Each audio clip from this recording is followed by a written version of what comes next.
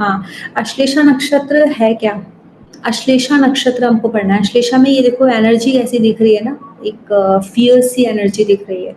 ये किसकी एनर्जी है? ये नागाज़ की एनर्जी है, क्योंकि इसके जो देवता है वो कौन है? नागाज़ हैं। और नागाज़ के बारे में अगर आप जानोगे ना, नागाज़ वो सर्पेंट हैं जिनके पास सुपरनैचुरल पावर थी। अब हर हर नक्षत्र की एक कहानी है कि नागाज़ क्यों, अब देखो नागाज़ में ना सबसे इम्पोर्टेंट क्या है जानना इनके बारे में। नागाज़ में ये थी ऋषि कश्यप का नाम सबने सुना है? ऋषि कश्यप की 13 पत्नियाँ थी, ठीक है? वो 13 पत्नियाँ उनके दक्ष प्रजापति की ही पुत्रियाँ थी, वो तो क्रिएशन का पार्ट था। तो जितने भी ऑफस्प्रिंग्स हैं, जितने भी बच्चे हुए हैं, तो चाहे वो उनको ना ऋषि कश्यप को जेनेटिक इंजीनियर बोला जाता है। क्यों? क्योंकि जितने भी टाइप्स के जेनेटिक्स हैं ना, वो उन्हीं ने क्रिएट किए, क्रिएशन किया है। सप्त ऋषियों में से एक ऋषि हैं ऋषि कश्यप, और उन्होंने हर तरीके के ऑफस्प्रिंग्स को जन्म दिया है। तो ऑफस्प्रिंग को जन्म देने का रीज़न क्या था? क्योंकि उनको सृष्टि चलाने का काम दिया गया था, बहुत सारे लोगों को दिया था। He was also a part. अब इनकी जो पत्नी थी ना, यहाँ पर ना जेलसी की थीम, लड़ाई की थीम, गुस्से की थीम, कर्ज की थीम, ये सारी थीम्स चलती हैं। वो आप कैसे जानोगे कि आप ना एक बेसिक इनको ना पता है आपको वैसे भी, जो इंद्र का जो ये है ना स्वर्ग, इंद्र के स्वर्ग से भी ज़्यादा खूबसूरत इन लोगों का लोक है, नागाज़ का लोक है, ठीक है? वो इसीलिए है नागाज़ का लोक, क्योंकि नागाज़ वहाँ पर कोई सूर्य नहीं चमक सकता, क्योंकि उनके पास जितनी भी मणियाँ हैं, जितने भी रत्न हैं, देखो इसके सर पे मणि होती है, वो उनमें इतनी ब्राइटनेस है, जो वो ज्वेल्स को वो धारण करते, जो ज्वेलरी वहाँ है, जितनी भी मणि है, रत्न है, जिस तरीके से उनमें खुद की इतनी चमक है, उनकी उस चमक से ही ये पैदा हुए हैं, मतलब रोशनी पैदा हो गई है। तो सूर्य की रोशनी वहाँ पर फीकी है। अभी यहाँ पर एक जो इस मतलब ओरिजिन कैसे हुआ नागाज़ का, वो उनका ओरिजिन ऐसे हुआ कि जो ब्रह्मा जी के पुत्र थे मरीचि, ठीक है? और मरीचि कहाँ गई स्क्रीन? हाँ, ये है। हाँ, तो मरीचि ऋषि ब्रह्मा जी के पुत्र थे, और उनकी जो संतान थे, उनके बेटे थे ऋषि कश्यप, जैसे मैंने अभी बताया। ऋषि कश्यप को जेनेटिक इंजीनियर इसलिए बोला जाता है कि डिफरेंट डिफरेंट स्पीशीज़ को उन्होंने ही पैदा किया। उनकी 13 पुत्रियों से शादी हुई थी, दक्ष प्रजापति की 13 पुत्रियों से। तो उनमें ना बहुत सारी पुत्रियाँ थी, अदिति भी थी, ये भी थी धृति, जिन्होंने राजा बलि को जन्म दिया था, जिन्होंने वामन अवतार, जिनके तरफ से मतलब जिनके कोख से हुए थे, भगवान विष्णु का वामन अवतार वो अदिति थी। तो वहाँ पर भी अदिति ने भी वो कर्स वाली थीम है कि अदिति ने मिसकैरेज करने की कोशिश की थी, उनका मिसकैरेज हो जाए, अबॉर्शन हो जाए अदिति का, तो इसलिए अदिति ने उनको श्राप दे दिया था। तो इसीलिए वो देवकी के रूप में गई थी, जो हमने पुनर्वसु की थीम में सारी बातें समझी थी। अब इनकी एक वाइफ का नाम था कुद्रू, और कुद्रू जो थी शी और विनांता भी थी उसमें। तो Kadru was a mother of serpents. क्या हुआ कि कुद्रू ने ऋषि कश्यप को बोला कि मुझे बहुत सारे बच्चे चाहिए, I want to have a many childrens. तो उन्होंने बोला कि ठीक है, अगर तुमको बहुत सारे चिल्ड्रन चाहिए तो ठीक है। उन्होंने ना 1000 एग्स ले किए, 1000 अंडे इन्होंने कुद्रू ने, क्योंकि उनको बहुत सारे चाहिए थे। बट जो उनकी जो दूसरी पत्नी थी विनाता, वो विनाता ने बोला कि मेरे को ना सिर्फ 2 ही चाहिए, बट वो दोनों बहुत पावरफुल होने चाहिए, वो इतने पावरफुल होने चाहिए कि उनकी उनकी ना पावर ही एकदम खड़े हो तो वो दिखे कि हाँ ये कोई है, और उनको ना बहुत एक श्रेष्ठ स्थान मिलना चाहिए। तो ऋषि ने कहा ठीक है। अब इनके जो अंडे थे ना, 1000 अंडे जो कद्रू ने ले किए थे, वो तो फटाफट से ये हो गए, क्रैक हो गए, और उसमें से उनके ऑफस्प्रिंग्स आ गए, उनके वो सांप के जो बच्चे थे, और धीरे धीरे सर्पेंट्स निकल आए, तो बहुत सारे सर्पेंट्स हो गए। लेकिन जो विनाता के जो बच्चे थे ना, दो, उन्होंने 2 लिए थे, लेकिन उन 2 अंडों ने ना बहुत टाइम लिया था हैच होने के लिए। वो जैसे एग्स ये सर्पेंट के फटाक से ले हो गए थे, वो वैसे सॉरी हैच हो गए थे, वो वैसे नहीं हो पाए थे। तो क्या हुआ कि जब उनको ये पता चला कि ऋषि कश्यप ने इनको वो जो 2 अंडे दिए वो बहुत ज़्यादा पावरफुल है, उनके अंदर बहुत ज़्यादा ताकत है, तो उनके अंदर ना बहुत जेलसी हुई। और वो जो 2 जो अंडे थे ना, उनसे 2 किसका जन्म किसका हुआ, एक अरुणा का और एक गरुण, ये 2 बच्चों का जन्म हुआ। तो जो अरुणा है वो है कि जो भगवान सूर्य के रथ के सारथी हैं, वो अरुणा है। तो उनको, और वो उससे कुछ शील्ड भी बना के चलते हैं ताकि मतलब लोगों को ना हीट से, या सूर्य की हीट है ना किसी को ट्रबल ना कर पाए, तो वो जो शील्ड क्रिएट करते हैं तो वो अरुणा करते हैं, सारथी भी वही है। दूसरे जो उनके हुए वो गरुड़ हुए। तो गरुड़ किसकी सवारी बने, भगवान विष्णु की। तो अब इनको इतनी जेलसी हो गई इस चीज से कुदरू को, तो उन्होंने एक चाल चली। उन्होंने बोला कि मैं एक काम करती हूँ, वो तब तक ना अंडे में से बाहर आए नहीं थे उनके दोनों बच्चे।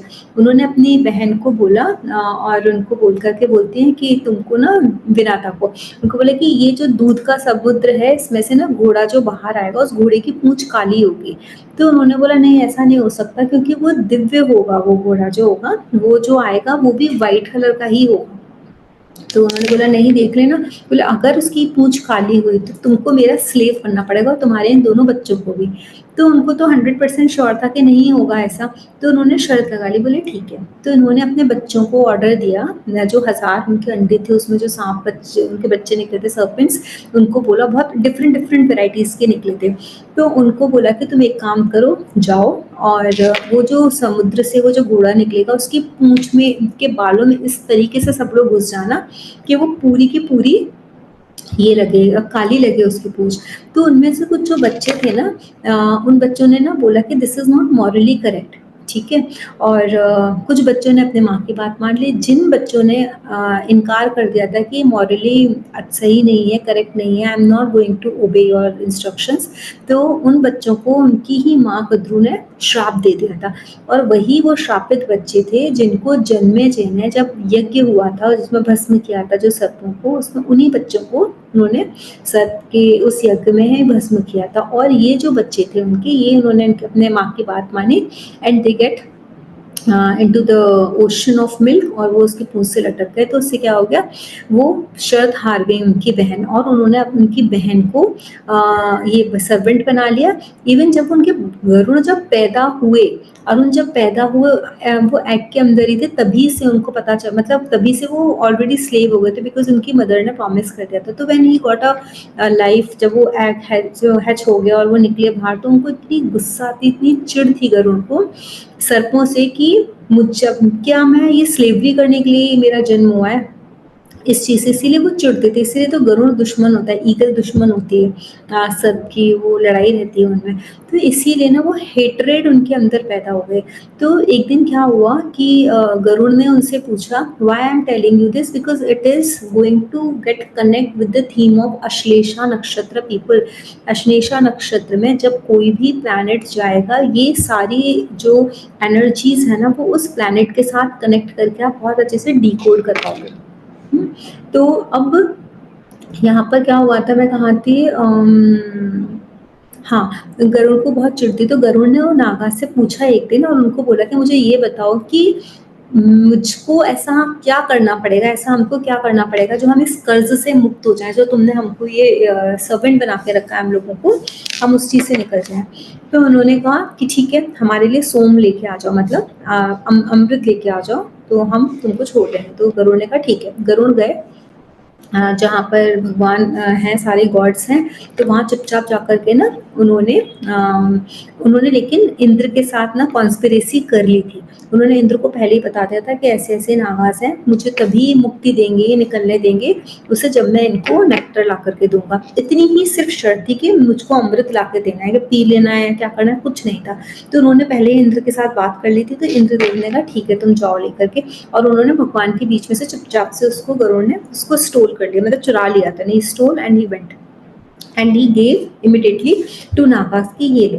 तो गरुड़ ने अपने आप को फ्री होने के लिए, जैसे उन्होंने उसको वो अमृत दे दिया, तो वो तो अपने उस वचन से फ्री हुआ कि मैंने तुमको ला के दिया। लेकिन इमिडिएटली जो इंद्र थे वो फटाक से हमेशा आ जाते थे उनके सामने ना, क्योंकि वो तो किसी को सोम को चखने ही नहीं देंगे। तो गरुड़ ने जैसे ही वो दिया, वो तो उससे हो गए, लेकिन इंद्र ने तुरंत वहां आकर के उनसे वो कलश छीन लिया जिसमें वो था।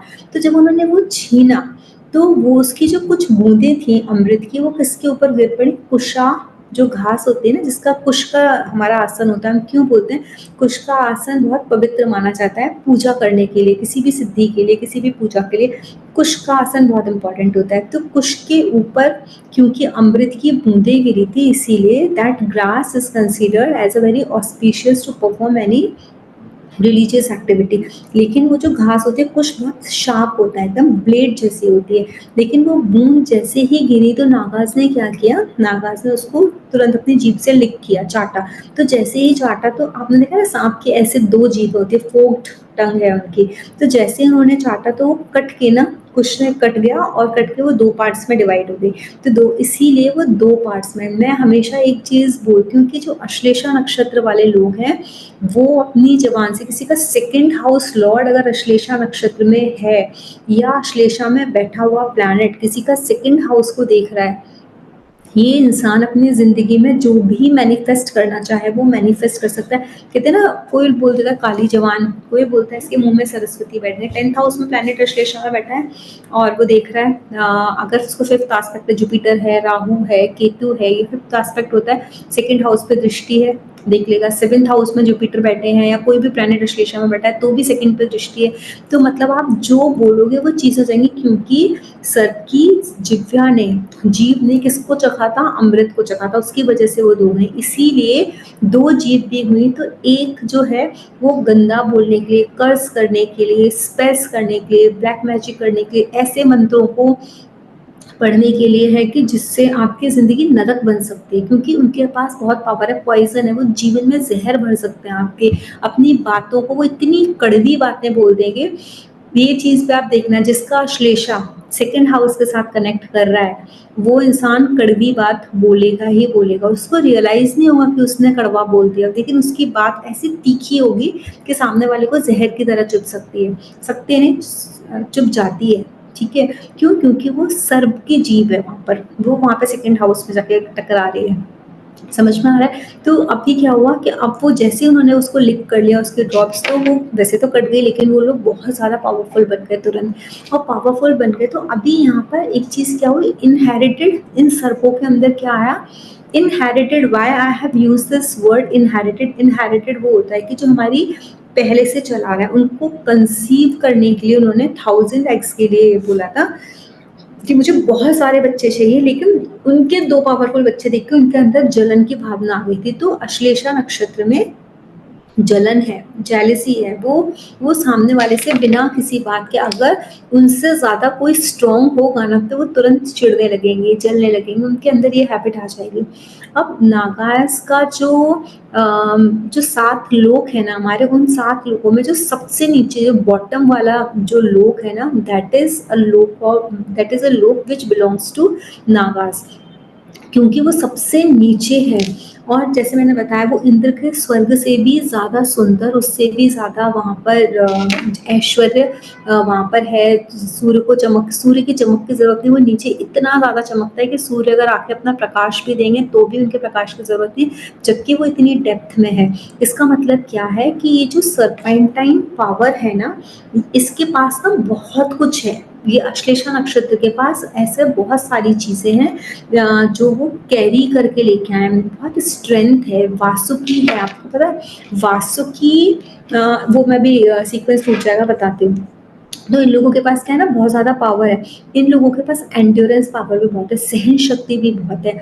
इनके अंदर ना इमोशंस, डिज़ायर, अफेक्शन ये भी बहुत है। वो कैसे है अब मैं वो बताती हूँ। देखो ये जो ये है ना, क्या कहते हैं, वासुकी, मतलब ये इतने पावरफुल हैं कि जब उसको ना एज अ रॉड, जब पर्वत को चढ़ने के लिए हमारे जब समुद्र मंथन हुआ था तो हमने उसको ना पर्वत को एक रॉड की तरह यूज़ किया था, और उसको उसकी रॉड पर बांधने के लिए चारों तरफ कोई रस्सी चाहिए थी।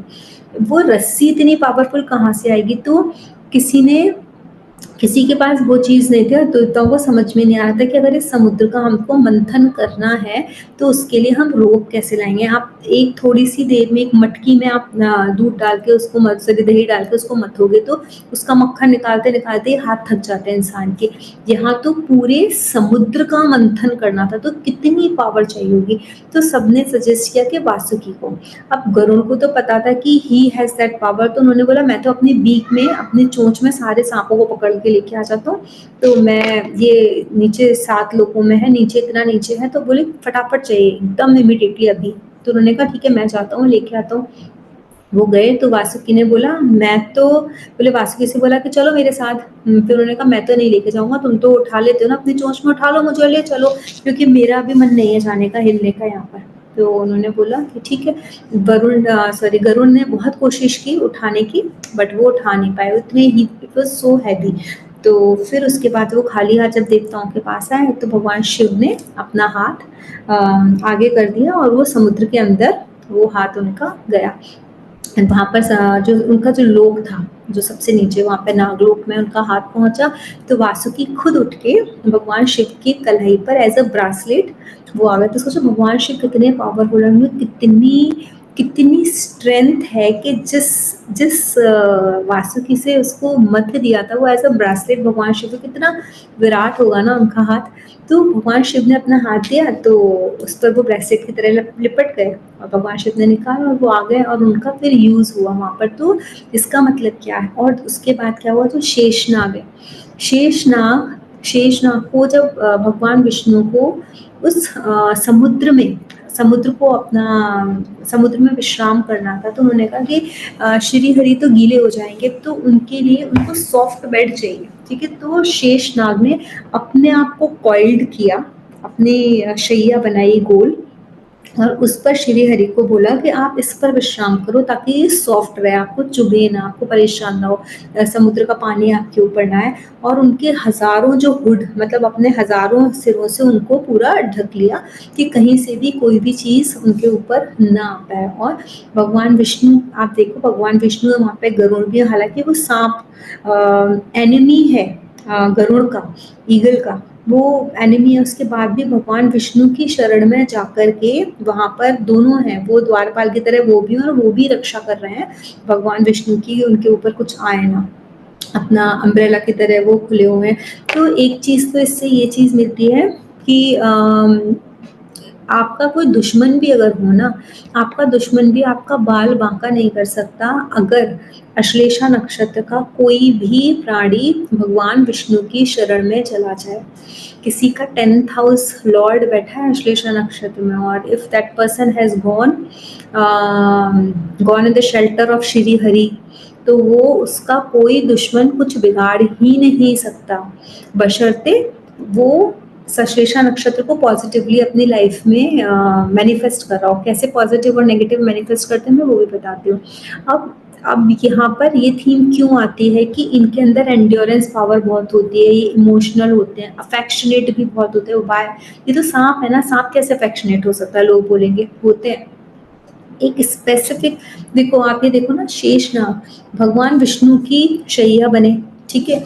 फिर क्यों बोला जाता है कि भगवान विष्णु का एक तो रूप है, भगवान राम बोलते हैं ना शेषनाग का ही स्वरूप थे ये, लक्ष्मण जी शेषनाग ही थे। तो भगवान विष्णु की, क्योंकि वो राम जी का अवतार लिया इसीलिए उनका सानिध्य उनको संभालने के लिए वो साथ में रहे। उनकी भी शादी हुई थी, उर्मिला को उन्होंने छोड़ दिया था घर पर अपने, लेकिन वो भगवान राम के साथ साथ वनवास में आए क्योंकि वो शेषनाग थे।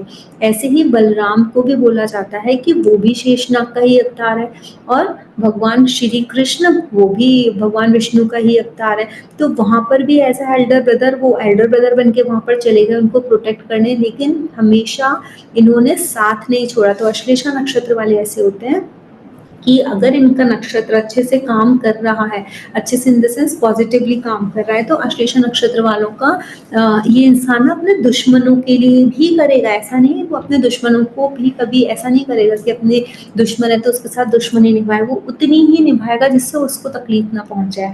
जैसे मैंने बोला 10th हाउस लॉर्ड किसी का अगर इसमें है तो वो अपने वर्क प्लेस पे जो जितनी भी उसके राइवल्स है ना, उनको वो नुकसान नहीं पहुँचाएगा। उनके अंदर जेलसी फैक्टर रहेगा कि इसका इतना हो गया, मेरा भी उतना हो जाए, मैं भी उस लेवल पे पहुँच जाऊँ। लेकिन ये अफेक्शनेट हैं, उनको ज़रूरत पड़ गई इनके दुश्मनों को तो वहाँ पर भी आके ये उनको मदद कर देंगे, ये इतने अफेक्शनेट होते हैं। इवन ये ना देखो ये लोग बहुत बेयर कर सकते हैं, वज़न इन द सेंस बहुत सारी रिस्पॉन्सिबिलिटीज़ उठा सकते हैं। क्यों उठा सकते हैं? लेकिन किसके प्रति? सिर्फ़ उन्हीं लोगों की रिस्पॉन्सिबिलिटी उठा सकते हैं जिनसे ये प्यार करते हैं। ऐसा बोला जाता है ना कि शेषनाग के ही सर पर पृथ्वी टिकी हुई है, ऐसे बोलते हैं ना। How many of you have heard this? कितने अपने ग्रंथों में और उनमें पुराणों में लिखा है कि पृथ्वी कहाँ टिकी हुई है? शेषनाग के सर पर। ठीक है, तो पृथ्वी में कितना भार है, हम सब वहीं रहते हैं, तो वहीं टिकी हुई है ना। तो इस तरीके से आप इसकी जो ये थीम है ना, इसको आप डिकोड करोगे।